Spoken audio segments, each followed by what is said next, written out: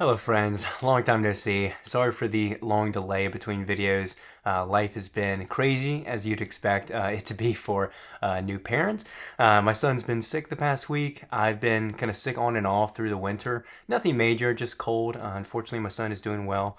It makes it difficult to make videos, to feel like making videos. And also, we're all coming out of this, holiday coma that we come out of every year as well. But with that said, I've still been reading a lot, fortunately, and I wanted to share with you today some of the nonfiction that I'm going to be reading in the first quarter, or the first half, it'll probably take me, of 2026. Because like many of you, I love reading fiction, and that probably takes up the bulk of my reading. And truly great literature often overlaps with a lot of historical events, and obviously that whole genre of historical fiction. But also, you are pulled into philosophy, theology, again, history, science, psychology, ethics. All of that inevitably becomes woven into the captivating plot.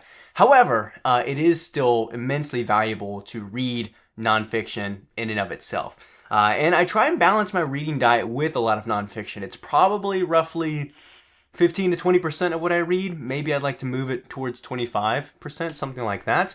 And that usually comes from sources of essays, biographies, and historical works. So, with all that rambling out of the way, let's dive into the books. First up is a historical work that I'm particularly jazzed about, and that is Mexico, A 500-Year History by Paul Gillingham.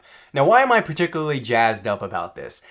Because it is a country that is seated directly beneath America and that has immense cultural, historical, culinary influence, well, worldwide, but particularly within the US. And yet I know practically nothing about the country, its history, the culture, all of these facets that make up the great country and the great Mexican people. I know, frankly, very little about that. And so when I saw this book and I saw that it's a 500-year history, it's dense, but, for capturing 500 years, it's got to carry a moderate pace between each of these major events. And so basically I thought that this book would be the perfect starting place for me to step into Mexican history.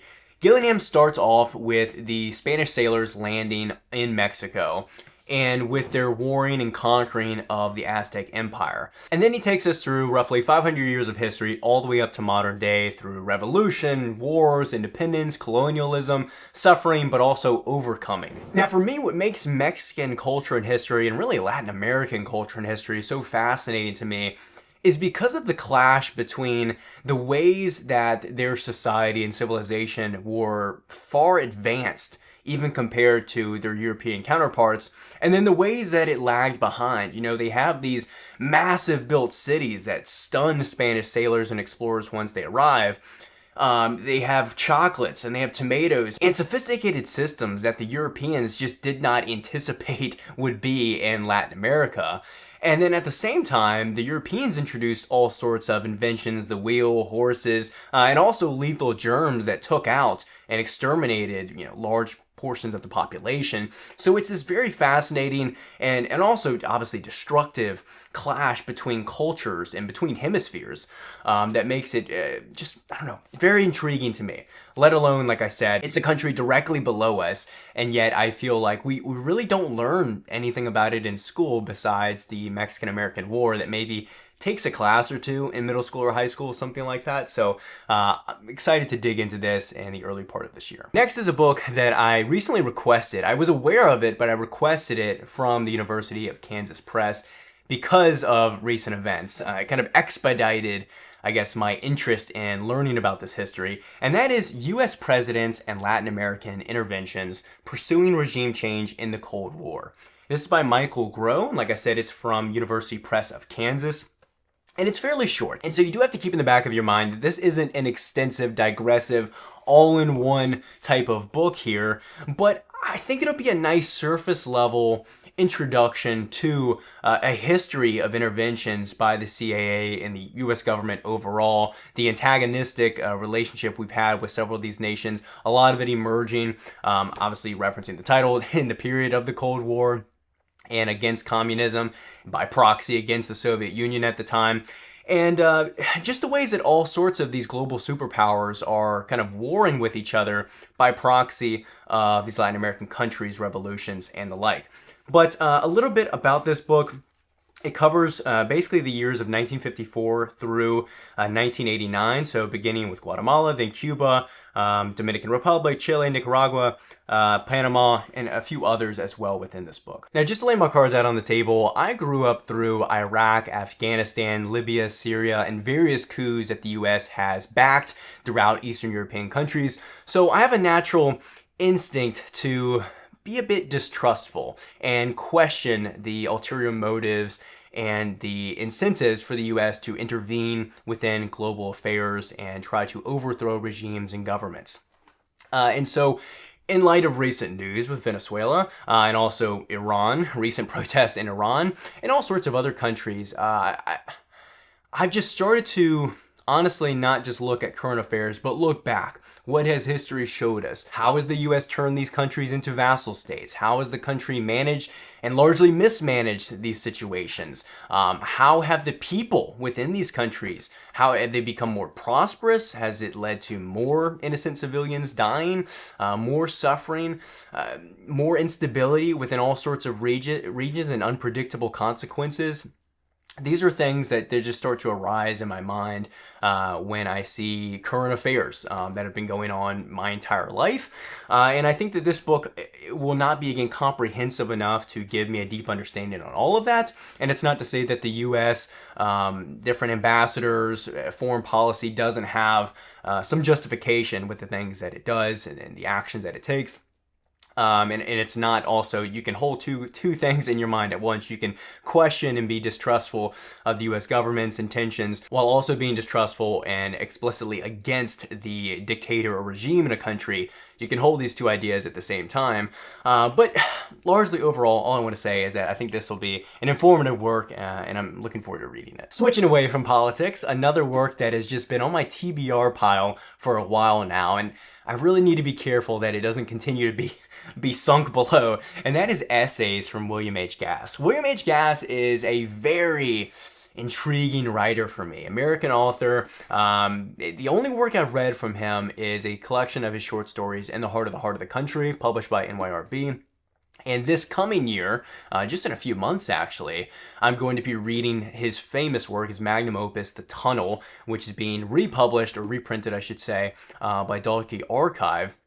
And I'm going to be reading that within my book club as well. If you want to join along with us, the link will be down below.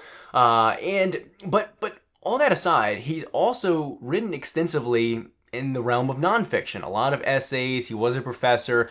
And his writing style overall, the themes, the way he really, digs deep and extensively investigates into the essence of language and symbolism, it makes me assume that his nonfiction writing will be quite compelling. And so I have two essay collections. This is going to be the one I start with, Finding a Form. And this really runs the gamut in topics, from the polemics of Nietzsche and thoughts on Ezra Pound to biography as a literary form. He talks about the language of being and dying, Wittgenstein, minimalism, avant-garde art, and a lot more. So again, I have moderate expectations with this.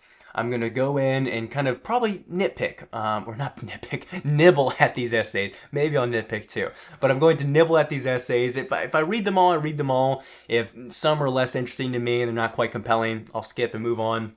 But I'd like to read some of these before I dig into The Tunnel. They probably won't connect per se, but I still would like to get a taste of this man's essays and nonfiction writing. Fourth is a work that is forthcoming, set to be published on March 28th, and that is Exit Stalin by Mark B. Smith. And this book follows the decades following Stalin's death.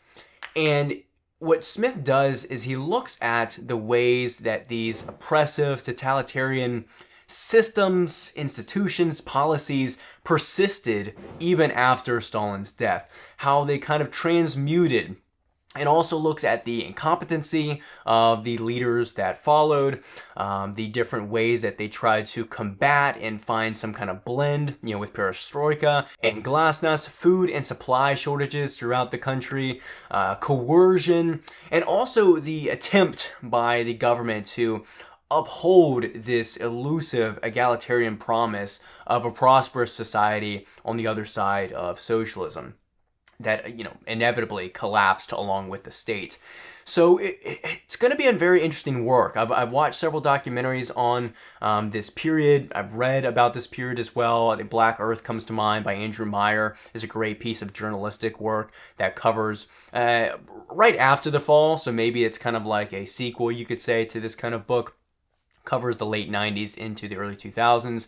But this is, I think, a fairly understudied and murky period of history, because there's been work and work after work written on essentially the Bolshevik Revolution, 1917, up through Stalin's death.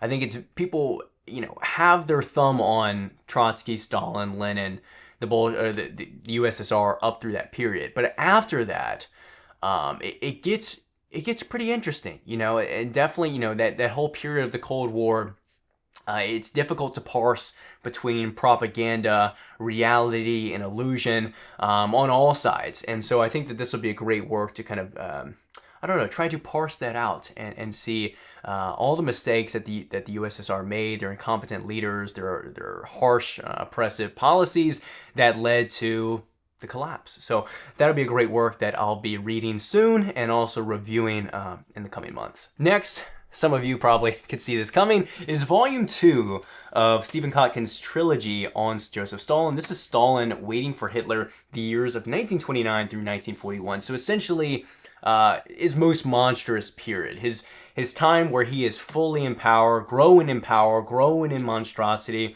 This covers the purges. It covers his ramped up militarization before World War II, which is a fascinating period, because as I think Kotkin does a good job, and why I like his trilogy thus far is because he doesn't take the kind of banal or cliched takedown of a figure like Stalin.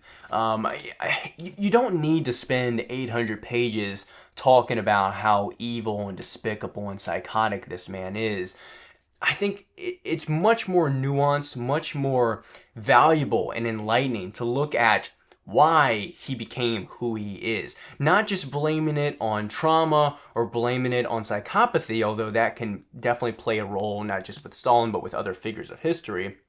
But I think it's important and valuable to us when we are doing this study of history, that we look at what are the external factors and internal factors, all the different forces that led to particular actions or choices. Why was this something that Stalin felt was a threat? Why did he think that this sacrifice, this famine, this genocide was worth it? Why did he, just try to justify the means with some elusive and empty promise or end? Like, generally, that's what I enjoy about Kotkin's work, is I think he doesn't explore Stalin in some of those manners.